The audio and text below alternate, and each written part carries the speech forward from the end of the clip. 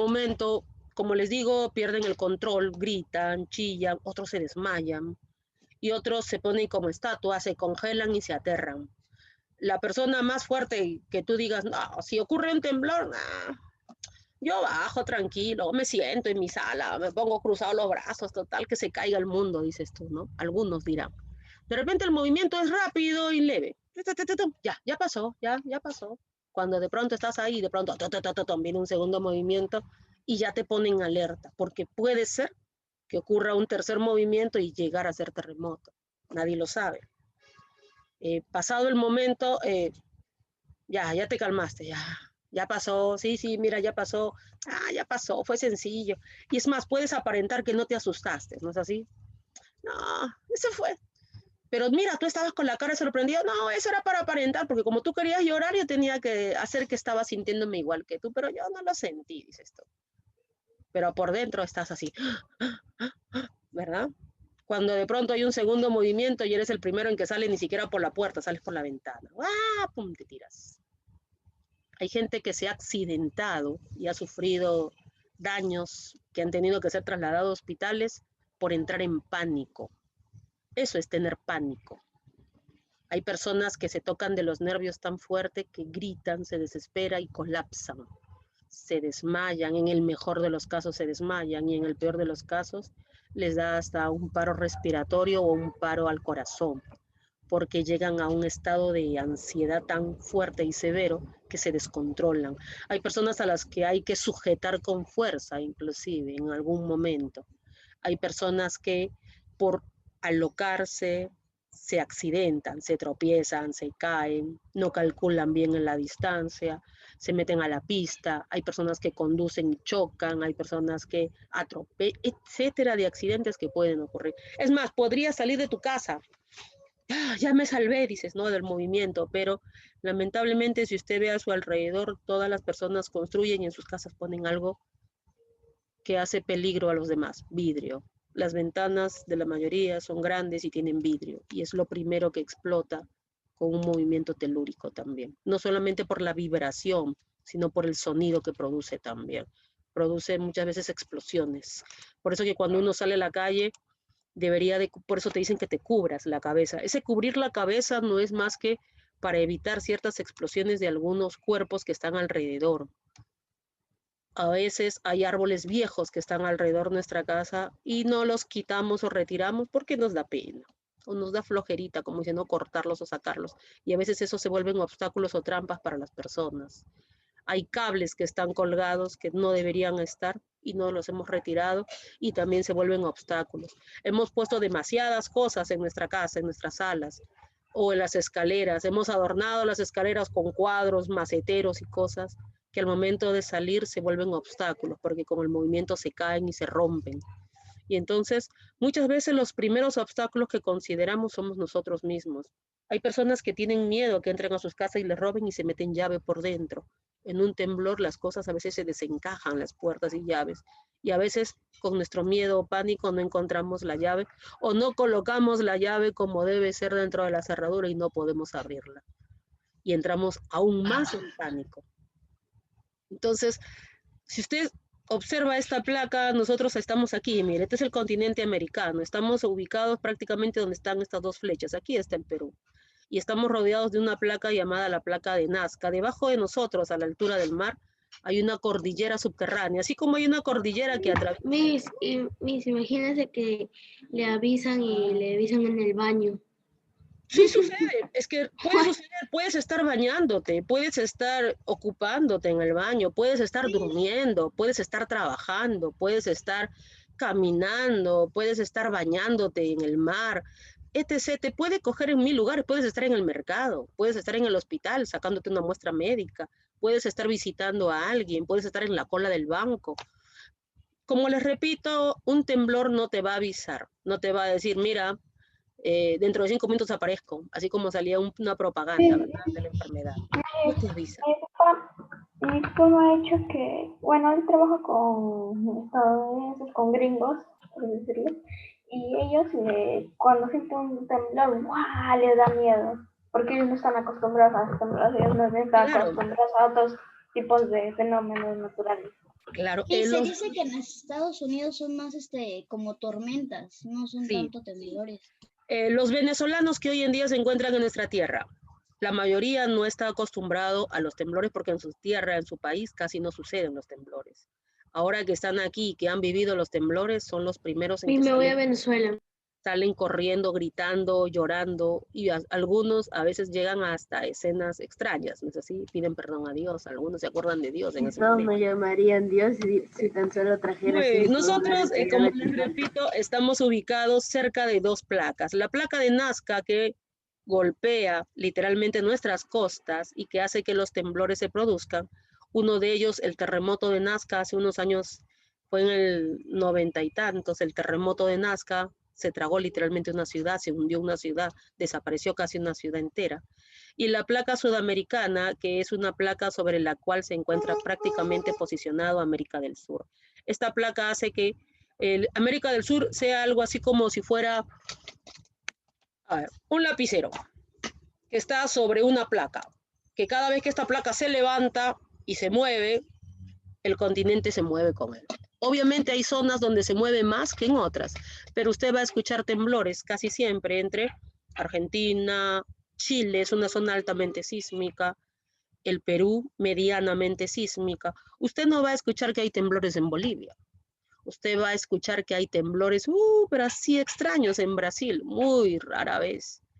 Usted va a escuchar que hay temblores en Colombia, en Ecuador, va a escuchar que hay temblores en México. En México continuamente también hay movimientos telúricos y muy fuertes porque están rodeados también, miren, de cuántas placas.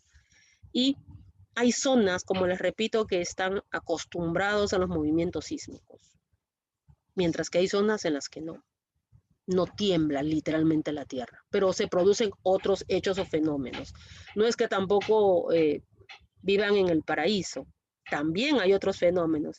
Mientras que nosotros aquí en Lima padecemos temblores y algunas épocas de calor excesiva, en otras partes sequías, inundaciones, tornados, lluvias y etc. de fenómenos.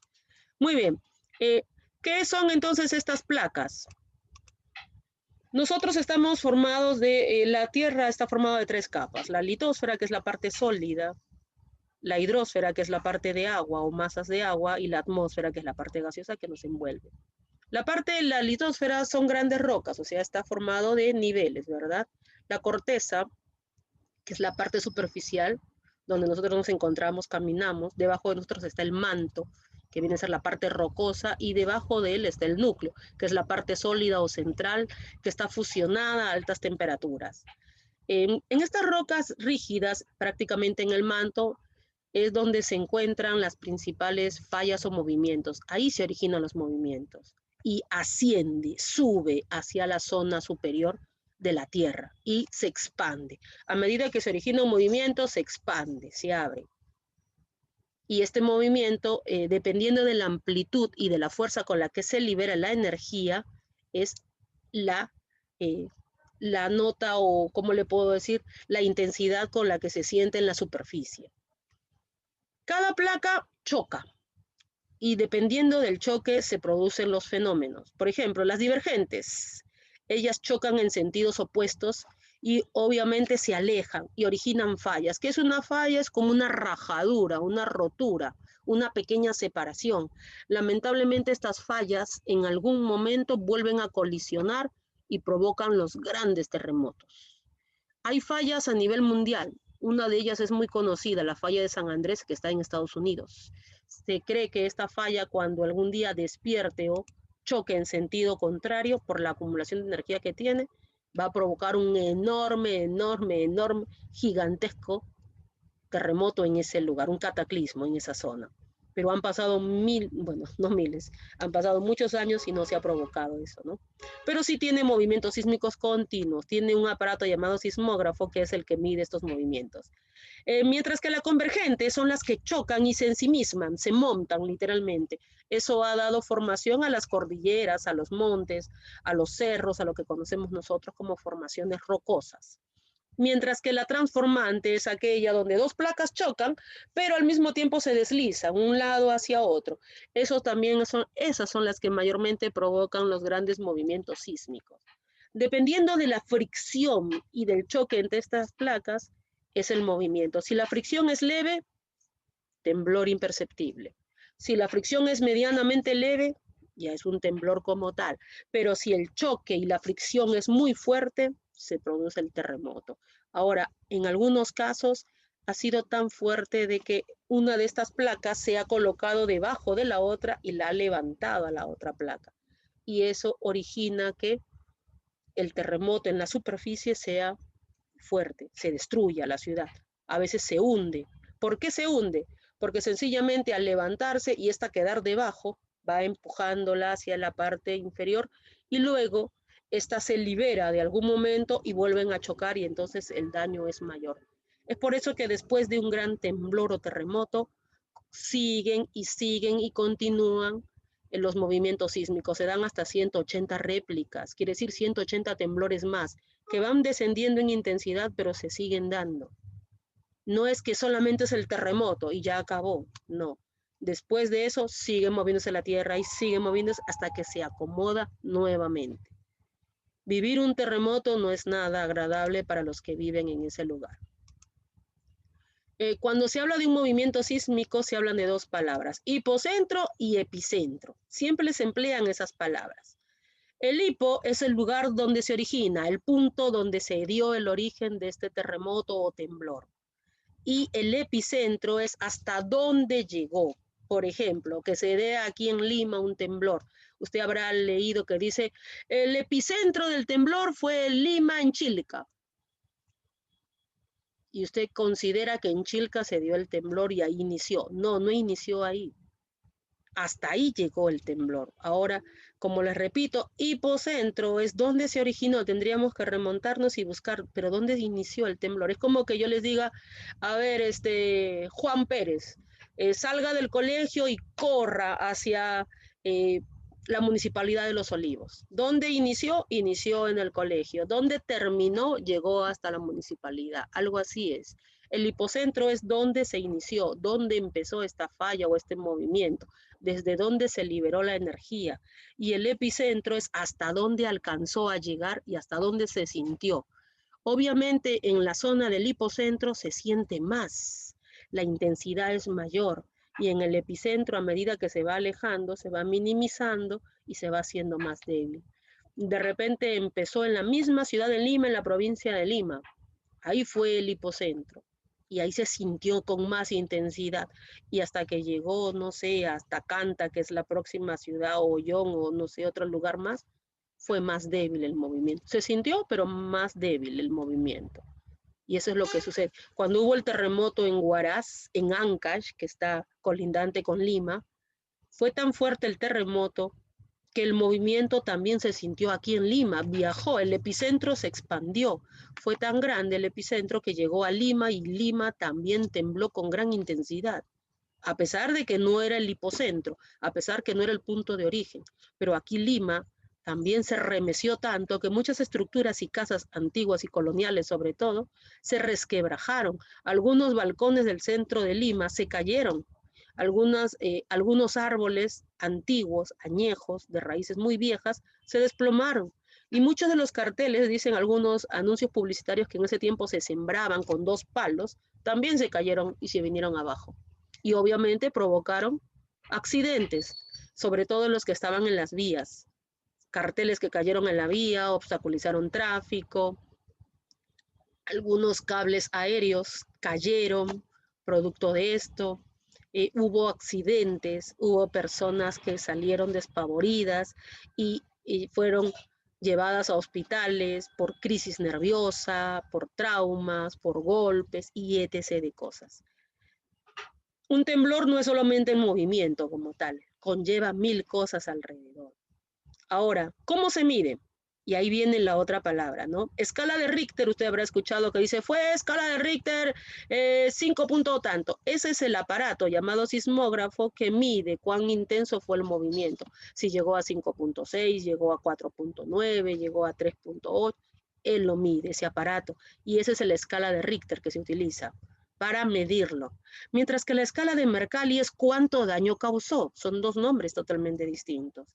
Cuando me dicen, mira, fue un temblor de 4.5, pero a pesar de que fue leve, porque 4.5 no es tan fuerte, trajo abajo 2 edificios, se desplomó una estatua en el parque, se cayeron 4 árboles. ¡Wow! Eso se midió con la escala Mercalli, la destrucción que ocasionó. Mientras que de repente en la otra ciudad aledaña a ellos, les dicen, mira, el movimiento fue, mientras que en la otra ciudad se sintió en 4.5, aquí se sintió en 4.9, o sea que fue más cercano al lugar de origen, fue más fuerte. ¿Y qué daños hubo? Bueno, gracias a Dios no hubo daños. No hubo daños, no, nada se ha reportado. No ha habido destrucción de casas, no. ¿Por qué? Porque la otra ciudad quizás estuvo mejor preparada que la otra. Quizás la otra ciudad, sus alcaldes, sus autoridades, están observando qué construcciones están viejas, rajadas y hay que cambiarlas. Quizás la otra ciudad ve que postes están débiles o mal plantados y hay que cambiarlos. De repente la otra ciudad ve que hay árboles viejos y a pesar de que la población se oponga, los ha cortado. Y muchas veces los tienen que cortar por eso mismo. Porque los árboles mientras más envejezcan, se secan y a veces en vez de ser algo que adorne la ciudad y que haga respirar a la ciudad y que limpie el oxígeno, también son una amenaza para la misma ciudad. Porque ante un eventual movimiento fuerte, se desploman, caen y obstaculizan la vía, pueden matar a alguien o destruir más cosas que el mismo temblor. Ocurre más de lo que usted cree e imagina. Entonces, cuando usted habla de la escala de Mercalli, y algunos dicen, miren, la escala de Mercalli fue 7.8, está equivocada esa persona. 7.8 es Richter, es una escala. Son 2 personas que lograron hacer una teoría cada uno, obviamente, y entonces asumieron sus nombres. Richter mide cuán intenso fue el temblor o movimiento sísmico, y la de Mercalli, cuánta destrucción causó ese movimiento. Son 2 medidas totalmente distintas, entonces. Cuando uno habla de una actividad volcánica... ¿Nos volvemos a unir? Sí, sí. Cuando uno habla de una actividad volcánica, se inicia cuando se emite o hay una emisión violenta. De pronto, hay temblores, avisa la naturaleza, sí hay temblores, se raja la tierra, emite gases, comienza a morir la vegetación que hay alrededor, algunos animales pequeños mueren. Y obviamente la tierra tiembla porque la chimenea o conducto que tiene este volcán empieza a liberarse. Desde la energía que está en el interior empieza a ser expulsada o llevada hacia afuera. En el Perú existen zonas con gran actividad volcánica, es cierto. Tenemos 12 volcanes, hablando de los volcanes grandes, ¿eh? De los que usted creería que, volcán enorme, ¿no? Pero también tenemos una zona altamente sísmica aquí en el Perú, en el departamento de Arequipa, y es por eso que se le conoce como el Valle del Fuego o el Cañón del Colca. En ese lugar hay 40 mini volcanes, que usted podría pasar un volcán con el pie nada más. Son pequeñísimos, bajitos, enanos, por así decirlo, pero están conectados. Si uno explota, explotan los 40, se cree, y podrían causar gran destrucción. Muchos de ellos están en actividad. Por ejemplo, hay 2 volcanes que son muy notorios aquí en el Perú, el Ubinas y el Sabancaya. Vamos a salir, chicos, y luego volvemos, ¿ya? Porque aquí se nos va a acabar ya el tiempo. Nos conectamos.